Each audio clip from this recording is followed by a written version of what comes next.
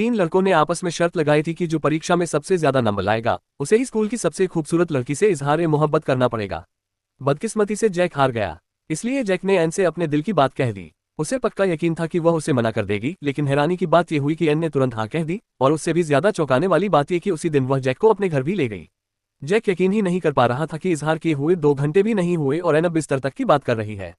और ऊपर से एन ने कहा कि जब उसने जैक की गर्लफ्रेंड बनने के लिए हाँ कह दी है तो उसके साथ सोना तो बॉयफ्रेंड गर्लफ्रेंड होने का एक आम हिस्सा है। पता चला कि एन के पिछले सारे बॉयफ्रेंड घटिया निकले थे। वे सब उससे शारीरिक रिश्ता बनाने की मांग करते और जैसे ही उनसे ऊब जाते उसे छोड़कर चले जाते। एन हमेशा सोचती रही कि शायद कमी उसी में है। ये सब सुनकर जैक सन्न रह गया। उसने तुरंत उसके साथ सोने से इनकार कर दिया, क्योंकि वह सचमुच एन को पसंद करता था। वह एक सच्चा रिश्ता चाहता था, सिर्फ यूं ही समय काटने वाला रिश्ता नहीं। ये बात एन के दिल को सच में छू गई, इसलिए शनिवार को उसने जैक को मॉल चलने के लिए बुलाया। एन को इतना प्यारा और खुश देखकर जैक बहुत खुश हुआ, लेकिन बाद में उसे चिंता होने लगी कि कहीं एन का जल्दी जल्दी बॉयफ्रेंड बदलने वाला पुराना स्वभाव वापस न आ जाए और वह उससे भी ऊब न जाए। जैसा उसे डर था, उनकी डेट के अगले ही दिन जैक ने उसे एक मैसेज किया जो पढ़ा ही नहीं गया। वह घबराने लगा और उसके दिमाग में तरह तरह के ख्याल आने लगे, कहीं एन किसी हैंडसम लड़के के साथ बैठी उसे चूम तो नहीं रही होगी। दर्द से बचने के लिए जैक ने खुद को वीडियो गेम में डुबो दिया ताकि कुछ देर के लिए ही सही सब भूल सके।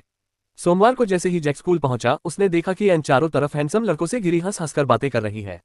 उस पल जैक को लगा जैसे वह बाहर का इंसान हो, उसका दिल बैठ गया। लेकिन स्कूल खत्म होने के बाद अचानक उसे एन का मैसेज आया। उसने उसे पार्क में मिलने के लिए बुलाया था।